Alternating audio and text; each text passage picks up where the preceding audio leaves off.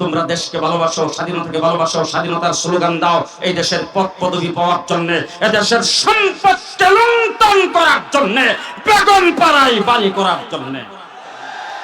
পরিষ্কার ভাষায় বলতে চাই, আলেমরা এই দেশকে ভালোবাসে দেশের সম্পদ লুণ্ঠন করার জন্য নয়, পদ পদবি পাওয়ার জন্য নয়, হুব্বুল ওয়াতানে মিনাল ঈমান হিসাবে। দেশটা কার দেশ? মুসলমানের দেশ। কুমিল্লা থেকে ঢাকা যাবেন, ঢাকার হাইওয়ে রাস্তার আশেপাশে যতগুলো সিএনজি পাম্প, পেট্রোল পাম্প, সবগুলোতে হিন্দুদের পূজা মণ্ডপ আছে তো? হ্যাঁ, খ্রিস্টানদের চার্চ, মুসলমানদের নামাজের জায়গা। এর দ্বারা প্রমাণ হয় দেশটা কার। বাংলাদেশের যতগুলি ব্যাংক, প্রত্যেকটা ব্যাংকে একটা করে ইসলামিক শাখা। যতগুলি বিমা, প্রত্যেকটা বিমা একটা করে ইসলামিক শাখা। ইসলামের বিরুদ্ধে যতই বাস দেখ না কেন, সকল পত্রিকা একটা করে ইসলামিক পাতা আছে না নাই? এর দ্বারা প্রমাণ করে দেশটা কার। দেশটা কার? দেশটা মুসলমানের দেশ। আমরা তো ইসলাম মুফতি পেয়েছি, এত মুফতি কিন্তু ইসলাম আসে নাই। আজকে আমাদের দেশে স্লোগান দেয় বড় সুন্দর, ইমুখের পবিত্র রক্ত ব্যথা যেতে দেব না। আমি জিজ্ঞেস করতে চাই, আমার নবী মুহাম্মদুর রাসূলুল্লাহ সাল্লাল্লাহু আলাইহি ওয়াসাল্লামের রক্তের চাইতে পবিত্র রক্ত যে তাম পৃথিবীর সমস্ত নবী রাসূল সহ সাহাবায়ে কেরাম সহ সমস্ত শুহাদায়ে কেরাম, তাম পৃথিবীর সমস্ত মুসলমানের রক্ত একত্রিত করলে আমার নবীর এক ফোঁটা গামের সমান হবে না। আমার নবী ইসলামের গাছের গোড়ায় সর্বপ্রথম রক্ত দিয়েছেন, তারপর ইসলাম কুমিল্লা পর্যন্ত পৌঁছে। ঠিক না ঠিক? ইসলামের গাছের গোড়ায় রক্ত দিয়ে ইসলাম কুমিল্লা পর্যন্ত পৌঁছেছেন সাহাবায়ে কেরাম। এরপর ইসলাম এই দেশে আগমন করেছে। ভারত উপমহাদেশ পৃথিবীর মানচিত্রে একটাই দেশ, যেই দেশটা 800 বৎসর মুসলমান শাসন করেছিল। 800 বৎসর এই দেশে এমন শাসকও গিয়েছেন, খাজা কুতুবউদ্দিন কাকি রহমতুল্লাহ আলাইহি ইন্তেকাল করেছেন। ইন্তেকালের আগে খাদেমকে ওসিয়ত করেছেন, আমার জানাজা পড়াবে 4টা গুণ বিশিষ্ট ব্যক্তি। 4 গুণ যার মধ্যে আছে সেই ব্যক্তি জানাজা পড়াবে। খাদেম লাশটাকে সামনে নিয়ে রেখে হাজার হাজার মানুষ উপস্থিত হয়েছে জানাজায় অংশগ্রহণ করার জন্য। মুফতির অভাব নাই, মুহাদ্দিসের অভাব নাই, বুজুর্গ পীর মাশায়েখের অভাব নাই। খাদেম দাঁড়ায় বলছেন, 4টা গুণ যার ভিতরে আছে তিনি জানাজা পড়াবেন। 1 নম্বর, জীবনের শুরু থেকে পর্যন্ত কোনোদিন 5 ওয়াক্ত নামাজের 1 ওয়াক্তেরও তাকবীর ওলা ছুটে নাই। 2 নম্বর, আসরের সুন্নত কোনোদিন কাজা হয় নাই। 3 নম্বর, জীবনে কোনোদিন তাহাজ্জুদ কাজা করে নাই। 4 নম্বর, তার চোখে কোনোদিন কোনো বেগানা মহিলার চেহারা দেখে নাই। 4 শর্ত যার ভিতরে থাকবে তিনি জানাজা পড়াবেন। আলেম ওলামায়ে কেরাম, মুহাদ্দিস, মুফাসসির, মুফতি সব মাথা নিচের দিকে দাঁড়ায় আছেন, কেউ সামনে যায় না। হঠাৎ করে দেখেন একজন লোক সামনের দিকে আসতেছে চোখের পানি ছাড়তে ছাড়তে। তিনি হলেন বাদশাহ সুলতান আলতামশ রহমতুল্লাহি আলাইহি, ভারত উপমহাদেশের বাদশাহ। তিনি সামনে যায় দাঁড়ায়া চোখের পানি ছাড়তেছেন আর বলছেন, এই বুড়া ইন্তেকালের সময় আমাকে প্রকাশ করে দিয়ে গেল। আমি রাষ্ট্র পরিচালনা করি, কিন্তু অদ্য পর্যন্ত আমার কোনোদিন 5 ওয়াক্ত নামাজের 1 ওয়াক্তেরও তাকবীর ওলা ছুটে নাই। আসরের সুন্নত কোনোদিন কাজা করি নাই। আমার চোখে বালেগ হওয়ার পরে কোনো নারীর চেহারা দেখি নাই। এমন শাসক ভারতবর্ষ শাসন করেছেন কয়শো বছর? 800 বছর। কয়শো বছর? 800 বছর। ঠিক আরেকটা দেশ পৃথিবীর মানচিত্রে, সেটার নাম হলো আন্দালুস। বর্তমান পৃথিবীর মানচিত্রে সেই দেশটার নাম স্পেন। 800 বছর পর্যন্ত মুসলমান শাসন করেছিল।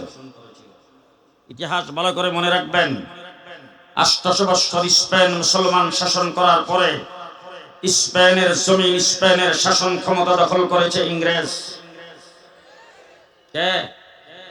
আর আমাদের ভারতবর্ষ 800 বছর মুসলমান শাসন করার পরে এই দেশের ক্ষমতাও দখল করেছে ইংরেজ। কে? ইংরেজ। একই ক্ষমতাধর, একই শক্তি, একই রাষ্ট্র। ইংরেজ একই ক্ষমতার মালিক, স্পেনও দখল করেছে, ভারতবর্ষ দখল করেছে। ইতিহাস তালাশ করে দেখেন, স্পেন ইংরেজ দখল করার পরে স্পেনের জমিন থেকে ইসলামকে সমূলে বিদায় করে দিয়েছেন। স্পেনের জমিনে একজন মুসলমান নাই, স্পেনের জমিনে এক কপি কোরআন শরীফ নাই, স্পেনের জমিনে কোথাও আজান হতো না, স্পেনের জমিনে একটা মসজিদ নাই, একজন মুসলমান কোথাও নাই। মুসলমানদের বিশাল বড় বড় লাইব্রেরি ছিল, বিশাল বড় বড় পাঠাগার ছিল। ওই সমস্ত পাঠাগারের বই পুস্তক কিতাবাদি দিয়ে এইটল্যান্ডের রাস্তা বানানো হয়েছে সাগরের উপর দিয়ে। মুসলমানদের সমস্ত কিতাবাদি, তফসির, ফিকহ, হাদিস এইগুলিকে ধ্বংস করার জন্য আলাদা মন্ত্রণালয় কায়েম করেছে ইংরেজ সরকার। 55 বৎসরের সমস্ত মুসলমানদের এক কপি কাগজপত্র রাখে নাই, সব শেষ করে দিয়েছেন। স্পেনের জামিয়ে কুর্তুবা, আল্লামা কুর্তুবী রাহমাতুল্লাহ আলাইহি যেখানে জন্মগ্রহণ করেছেন, আমার বাইতুল মুকাররমের কয়েকটার সমান হবে। সেই মসজিদে আমি বারবার গিয়েছি। গোটা মসজিদটার চতুর্দিকে এখনো লেখা আছে লা গালিবা ইল্লাল্লাহ।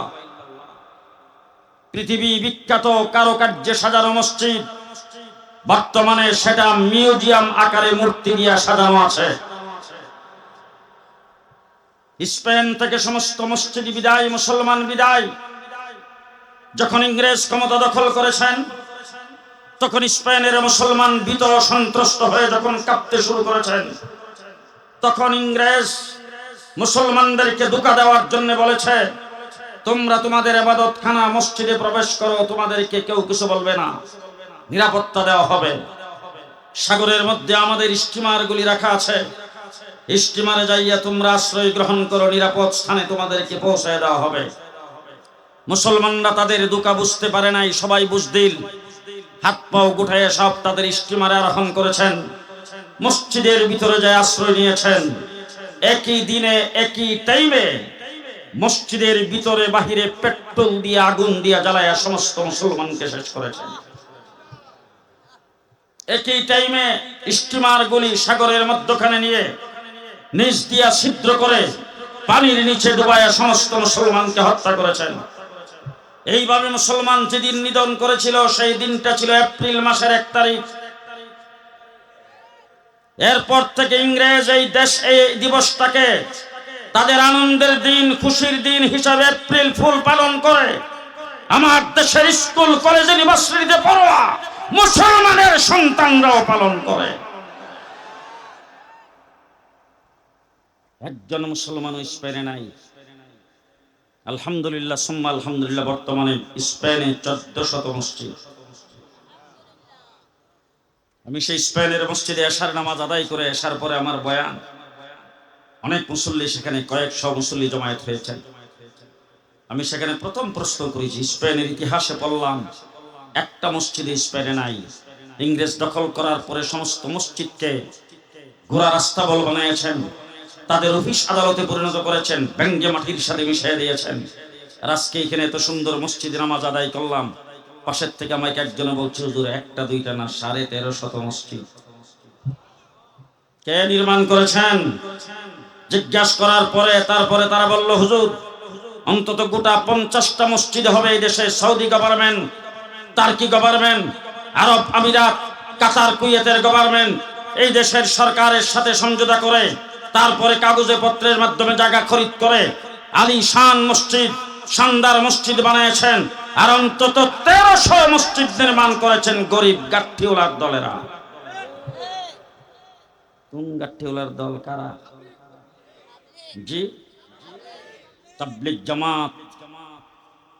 গোটা বিশ্বের এমন কোন জায়গা নাই যেখানে ইসলাম পৌঁছেনি, এমন কোন জায়গা নাই যে জমিনে নবীর সুন্নাত জিন্দা হয়নি তাবলীগ জামাতের মাধ্যমে। গোটা বিশ্বের এমন কোন এয়ারপোর্ট নাই যে এয়ারপোর্ট দিয়ে গাঠটিওয়ালারা গমন করে না। আজকে সেই তাবলীগ জামাতকে তারা ডিভাইড করেছেন, তারা জাতির শত্রু, ইসলামের শত্রু, মুসলমানের শত্রু।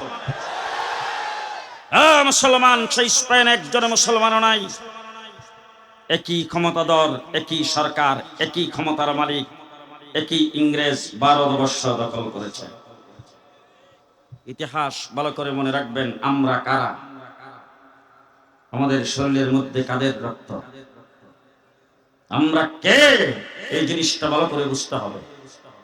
স্পেন থেকে যেই ইংরেজ সমস্ত মুসলমানকে বিদায় করে দিল, কোরআন বিদায় করে দিল, মসজিদ মাদ্রাসা বিদায় করে দিল, আমাদের এই দেশকে ইংরেজ দখল করে নিয়েছিলেন। এই দেশের জমিন থেকে একদিনের জন্য ইসলামের আযানকে বিদায় করতে পারে নাই। এখানে পারলো, এখানে কেন পারলো না, এটাই আমার কথা আছে। এই কথাটাই শেষ, লয়া বাড়ি যাবেন তো, এটাই শেষ কথা মনে রাখেন। ওখানে পারলো, এখানে কেন পারলো? ওখানকার মুসলমান সব ভীত সন্ত্রস্ত হয়ে হাত পাও গুটাই ফেলেছেন, জিকির আজকারে বদ্ধ হয়েছেন। ইংরেজের বিরুদ্ধে বুক টান করে কথা বলার কেউ নাই, আল্লাহু আকবার বলে স্লোগান দেওয়ার কেউ নেই। আর আমার এই দেশ যখন ইংরেজ দখল করেছেন, এক নম্বর যে কাজটা এই দেশের তখনকার উলামায়ে কেরাম করেছেন, ইংরেজ ক্ষমতা দখল করেছে, এই দেশ থেকে ইসলামকে বিদায় করে দিবে। আলেম উলামায়ে কেরাম মুসলমান ব্যক্তিদেরকে বলছে, তোমরা মসজিদে থাকো, তোমরা ইবাদত বন্দি করো, তোমাদেরকে কেউ কিছু বলবে না। কিন্তু আমার মর্তে মুজাহিদ দিল্লির জামি মসজিদের মিম্বরে উঠে গর্জে উঠেছেন আর ডাক দিয়েছেন, এই দেশ দারুল হরব হয়ে গেছে, দেশকে স্বাধীন করার জন্য মুসলমানের যুদ্ধ করা ফরজ।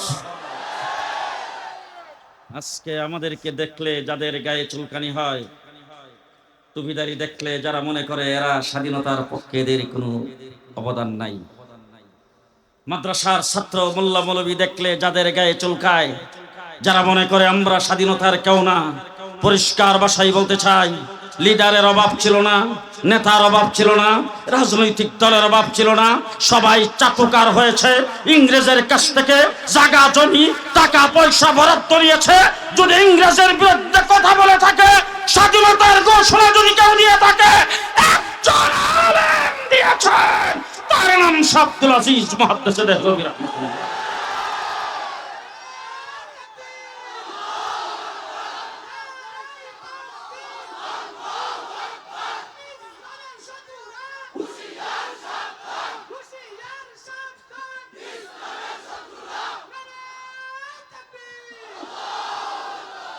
সর্বপ্রথম গর্জন দিয়েছেন একজন আলেম,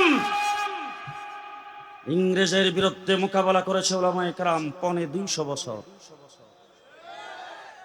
250 বছর 3.5 লক্ষ আলেম জীবন দিয়েছেন, 14,000 আলেমকে একদিনে ফাঁসির কাস্টে ঝুলানো হয়েছে।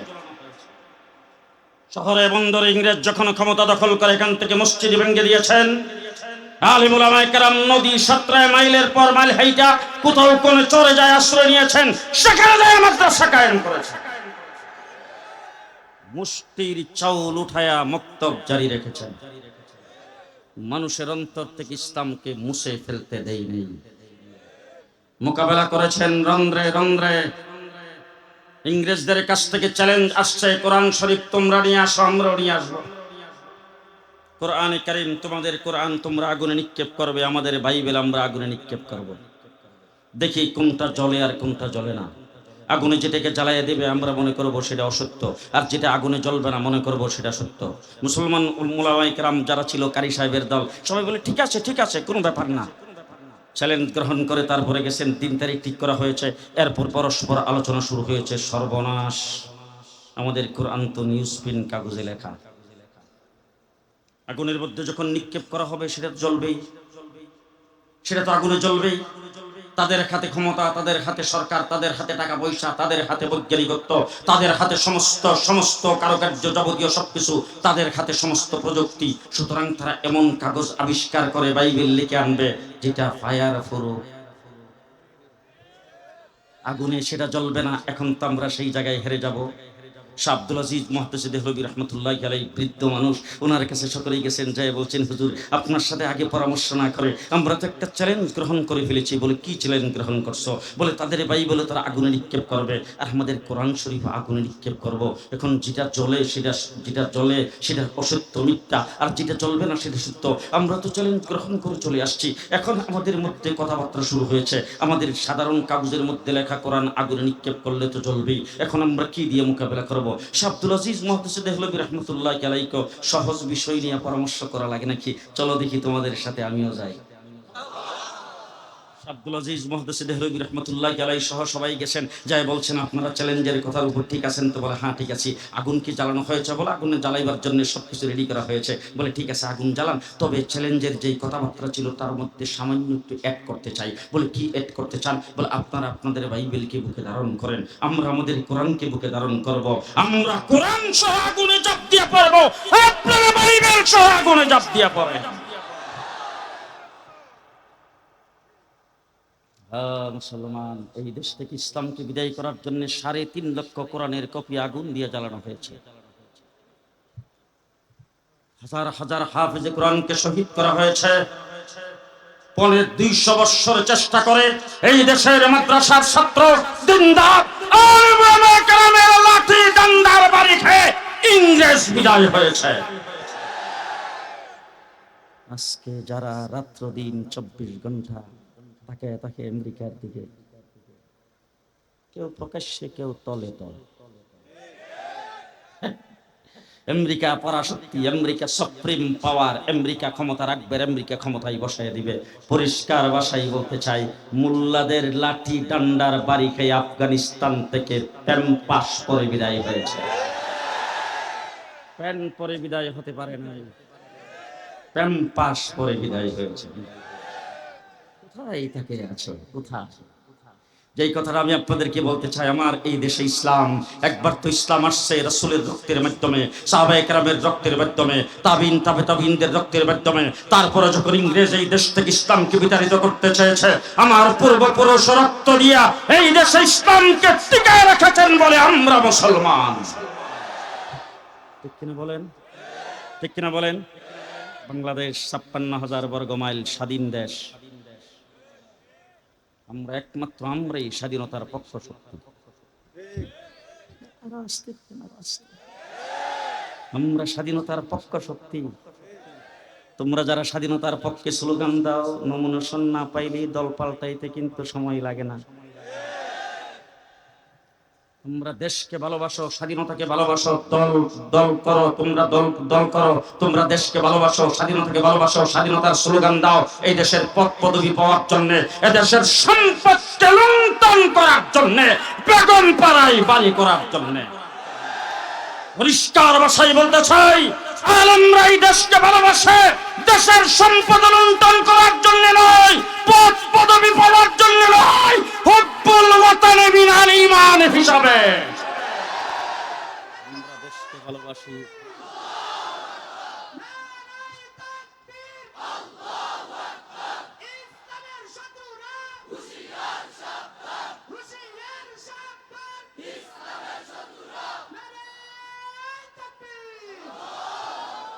পরিষ্কার ভাষায় বলছে, মনে রাখবেন আমরা দেশকে ভালোবাসি ইসলামের জন্য, দেশকে ভালোবাসি ইসলামের জন্য। ইসলাম থাকলে দেশ থাকবে, দেশ থাকলে ইসলাম থাকবে। ঠিক কিনা বলেন? ঠিক কিনা বলেন?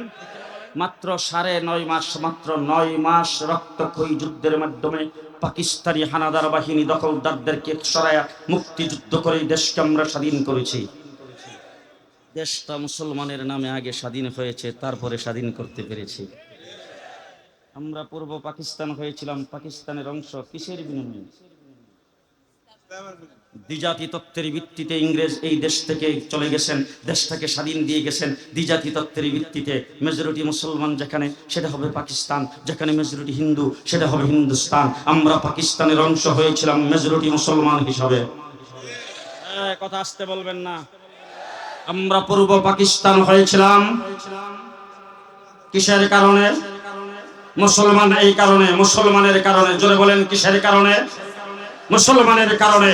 যখন বঙ্গবন্ধু শেখ মুজিবুর রহমানের নেতৃত্বে এদেশের মানুষ, বঙ্গবন্ধু যখন নিরঙ্কুশ সংখ্যাগরিষ্ঠতা পেয়েছে নির্বাচনের মাধ্যমে, তখন পশ্চিম পাকিস্তানিরা ক্ষমতা যখন কুক্ষিগত করে রেখেছে, গণতন্ত্রকে যখন তারা কবর দিয়েছে, তখন এই দেশের 7.5 কোটি বাঙালি অস্ত্র ধরে তাদের বিরুদ্ধে যুদ্ধ করে 9 মাসে স্বাধীন করেছে। 71-এর মুক্তিযুদ্ধ, 71-এর মুক্তিযুদ্ধ ইসলামের বিরুদ্ধে ছিল না। 71-এর মুক্তিযুদ্ধ ছিল জালেমের বিরুদ্ধে মজলুমের লড়াই। 71-এর মুক্তিযুদ্ধ ছিল ক্ষমতাকে যারা কক্ষিগত করে রাখে তাদের বিরুদ্ধে লড়াই। তাইলে আমরা 9 মাস যুদ্ধ করে স্বাধীনতা অর্জন করেছি 71-এ। দেশটা ইসলামের নামে স্বাধীন হওয়ার কারণে, পূর্ব পাকিস্তানের অংশ হওয়ার কারণে। যদি আমরা হিন্দুস্তানের অংশ হতাম, কাশ্মীর 70 বছর পর্যন্ত স্বাধীনতার আন্দোলন করে স্বাধীন হতে পারে না, আমরাও পারতাম না। তাইলে আমরা স্বাধীনতা অর্জন করেছি, দেশটা মুসলমান এই কারণে। আজকে এই দেশ থেকে ছলে বলে কৌশলে ইসলামকে বিদায় করে দিবে, আর আমরা বসে বসে আঙ্গুল চুলব।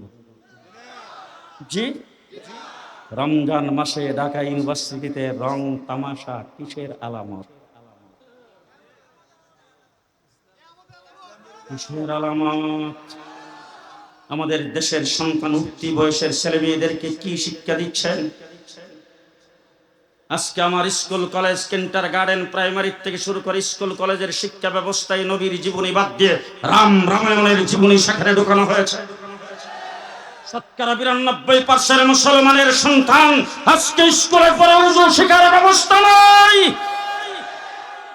এখানে বসে জি বলতেছেন, আমি কেন চিল্লাবো, আপনারা কেন চিল্লাইলেন না? কারণ আমার তো কোনো সন্তান স্কুলে পড়ে না, জীবনে পড়বেও না। আমি আমার নাতি নাতনি যা আছে সবাই ওসিয়ত করছি, স্কুলের বারিন্দা দেওয়া যাবে। আমি কাঠমোল্লা, আমার বাবা ছিল কাঠমোল্লা, আমার বাবা কাঠমোল্লা হয়ে ঠকে নাই, আমার মৌলবি বানায় ঠকি নাই। আমি আমার সন্তানদেরকে মৌলবি বানায় ঠকবো? জি, আমি ঠকিনি, আমার সন্তানও ঠকবেন। আমি তো সেই নিয়ত করছি, আপনাদের সন্তান যারা ব্যারিস্টার হবে, ইঞ্জিনিয়ার হবে, ডাক্তার হবে, আমার জন্য কিন্তু ডাক্তারের দরকার, ব্যারিস্টারের দরকার, ইঞ্জিনিয়ার দরকার। আপনাদের সন্তানদেরকে আপনারা ব্যারিস্টার, ডাক্তার, ইঞ্জিনিয়ার বানাবেন, 100 বার বানান। আমার কাছে যদি তাবিজের দরকার হয় সেটাও আমি দিতে প্রস্তুত। কিন্তু আমি যদি আপনাকে বলবো, আপনি যদি মুসলমানের পরিবারে জন্মগ্রহণ করে থাকেন, তাইলে আপনার সন্তান যেন চিরকাল মুসলমান থাকে, এই জন্য স্কুল কলেজ ইউনিভার্সিটিতে পড়ায়া সেখানে উযু শিক্ষা দিতে হয়। দাঁড়িয়ে বামে তাকে দেখবেন, কেউ যদি কথা না বলে মনে করবেন অন্য দলের লোক। যেই সন্তানটা স্কুলে পড়ে তাকে মাদ্রাসায় আনতে চাই না, তাকে সেখানে রাইখে উযু শিখাইতে চাই। যেই সন্তানটা স্কুলে পড়ে আমি নামাজ শিক্ষা তাকে সেখানে রেখে দিতে চাই। 92% মুসলমানের দেশে কেজি কিন্ডার গার্ডেন থেকে শুরু করে প্রাইমারি থেকে শুরু করে বিশ্ববিদ্যালয় পর্যন্ত ইসলামী শিক্ষা বাধ্যতামূলক হতে হবে। কে কে রাজি আছেন হাত তুলে দেখান।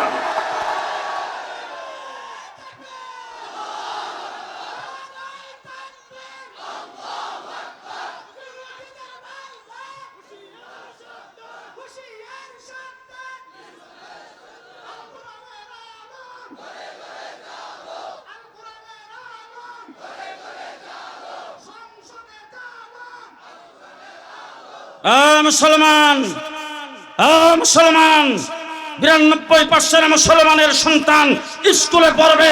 যে স্কুল মুসলমানের ট্যাক্সের পয়সায় পরিচালিত, সেই স্কুলের বইয়ের মধ্যে কেন দুল তবলার ছবি থাকবে, কেন মূর্তির ছবি থাকবে? সেখানে থাকবে মসজিদের ছবি, সেখানে থাকবে বাইতুল্লাহ শরীফের ছবি, সেখানে থাকবে মসজিদ নববীর ছবি, সেখানে থাকবে বাইতুল মুকাদ্দাসের ছবি, সেখানে মুসলমানদের ইসলামের সাথে সংশ্লিষ্ট ছবি দিয়ে বিভিন্ন কারুকার্য দিয়ে সেটাকে সাজানো হবে। ঠিক না বেঠিক? আজকে আমার বাংলাদেশের স্কুল কলেজে পাঠ্য করে ফেলেছেন বানর থেকে মানুষ তৈরি। আবার স্কুল কলেজে পড়ানো হচ্ছে শরীফ থেকে শরীফা। ভাই, আমার মনে চাইছে আমি এখন পুরুষ হিসেবে জন্মগ্রহণ করেছি, আমার এখন মনে চাইতেছে আমি উঠতি বয়সের, আমি এখন বালেগ হয়েছি, আমার এখন মনে চাইছে আমি নারীদের সাথে অবাধ মিলেমিশা করতে। এখন আমি হঠাৎ করে সকালবেলা উঠা আমার নিজের মনে চাইছে আমার মত পাল্টাইয়া আমি বললাম আমি আজকের থেকে মায়া লোক, লেডিস, বাস লেডিস।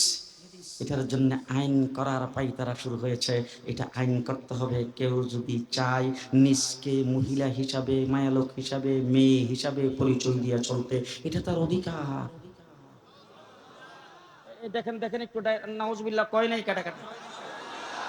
এটা তার অধিকার। আমি বলতে চাই, আপনাদের এলাকার খুবই দুষ্ট প্রকৃতির একটা ছেলে রাস্তা দিয়ে হাঁটার সময় যদি মানুষটাকে এইভাবে তাকায় আর যদি বলে এই ছেলেটা খুব খারাপ, এই ছেলেটা খুব খারাপ, খারাপ খারাপ বলে যদি তার সম্পর্কে রব উঠে যায়, সব জায়গায় যদি মানুষটাকে খারাপ বলে, একদিন সকালবেলা উঠে সে হুঙ্কার দিয়ে বলবে, এই যারা আমাকে খারাপ বলো জেনে রাখো আমি আজকের থেকে কুত্তা।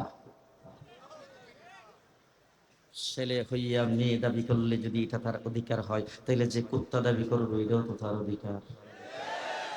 জেলখানার মধ্যে ছিলাম 19 মাস, সেখানে একটা মহিলার চেহারাও দেখিনি। তো একদিন একজন কারারক্ষী জেল পুলিশ, তাকে জিজ্ঞেস করলাম, কি মহিলাদের যে গ্রেফতার হয়, এই যে পরিমণি গ্রেফতার হয়েছে, তাদেরকে কোথায় রাখে? বলে, হুজুর তাদের জেলখানা আলাদা। আচ্ছা, আপনাদের কি সেখানে ডিউটি পড়ে? না হুজুর, ওই জায়গার মধ্যে আমাদের ডিউটি নাই, ওই জায়গার জেলারও মহিলা, সুপারও মহিলা, ডিপ্টিও মহিলা, এখানকার সমস্ত কর্মকর্তা সবাই মহিলা, ওখানকার কারারক্ষীও মহিলা, ওখানে কোনো পুরুষ ঢুকতে পারে না। আচ্ছা, ভালো কথা, তাইলে জেলখানার ভিতরে কোনো পুরুষ ঢুকতে পারে না, মহিলা জেলখানায়, সেই মহিলা জেলখানার ভিতরে মহিলারা থাকে। এখন যেই ছেলেটা উঠতি বয়সে থেকে শরীফা হয়ে গেল, সে যদি কোনো ভুল কাজ করে, সে যদি কোনো অন্যায় করে, তার বিরুদ্ধে যদি গ্রেফতারি পরোয়ানা জারি হয়, সে যদি অ্যারেস্ট হয়, কোথায় রাখবেন?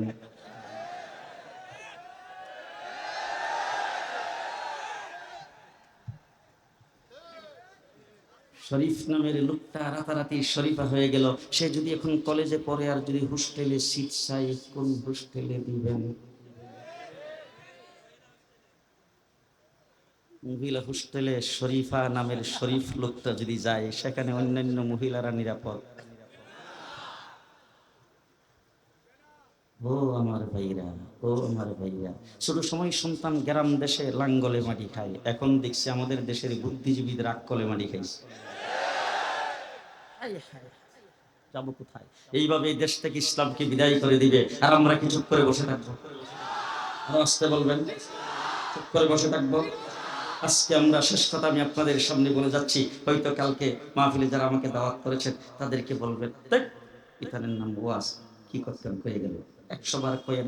আমি যেটা অবলম্বন করতেছি সেই কথাগুলি আপনাদের সামনে বলে গেলাম। ওয়াজ তো অন্যরা করবেন, করছেন, আপনারা শুনবেন, আমলের কথাবার্তা বলবেন, আমল করবেন, কিন্তু আওয়াজ একটা দিয়ে গেলাম, ভালো করে মনে রাখেন, আওয়াজ একটা দিয়ে গেলাম, ভালো করে মনে রাখেন।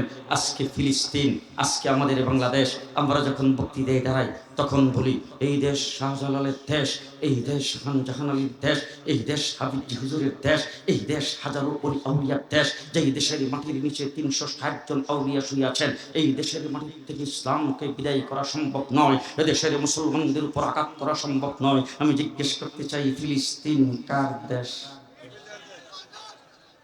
জি, কমপক্ষে 70,000 নবীর জন্মভূমি ফিলিস্তিন, যেই মাটির নিচে হাজার হাজার নবী রাসূল শুয়ে আছেন। সেই মাটির ছোট বাচ্চাও আজকে নিরাপদ নয়, সেই মাটির মা বোনের আজকে নিরাপদ নয়। টনের টন মানে বোমা সেখানে ফেলে ওদেশের মানুষ, রাস্তাঘাট, বিল্ডিং সবকিছুকে মাটির সাথে মিশিয়ে দেওয়া হচ্ছে। আর মুসলমান ফিলিস্তিনের অবস্থা যদি এরকম হয়, আল্লাহ না করুক, আমরা কিন্তু 3 দিক ঘেরা, আরেক দিক হলো সাগর, আমরা কিন্তু নিরাপদ নই।